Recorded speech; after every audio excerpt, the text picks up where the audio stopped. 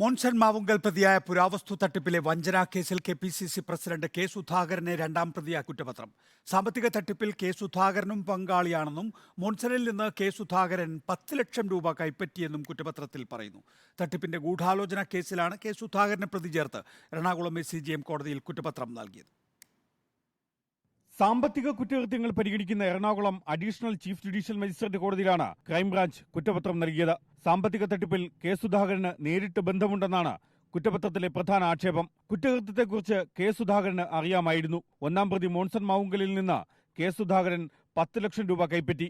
ഇതിന് ദൃക്സാക്ഷി മൊഴി നൽകിയിട്ടുണ്ട്. മോൻസൺ മാവുങ്കലിന്റെ മുൻ ഡ്രൈവറും 2 ജീവനക്കാരുടെയും മൊഴികളുണ്ട്. 25 ലക്ഷം രൂപ പരാതിക്കാരനായ പന്തീരങ്കാവ് സ്വദേശി MT ഷമീർ കൈമാറുമ്പോൾ അവിടെ കെ സുധാകരന്റെ സാന്നിധ്യമുണ്ടായിരുന്നു. ഇതിനെ സാധൂകരിക്കുന്ന ശാസ്ത്രീയ തെളിവുകളും ഡിജിറ്റൽ തെളിവുകളും ഉണ്ടെന്നും SCJM കോടതിയിൽ ക്രൈംബ്രാഞ്ച് നൽകിയ കുറ്റപത്രത്തിൽ പറയുന്നു.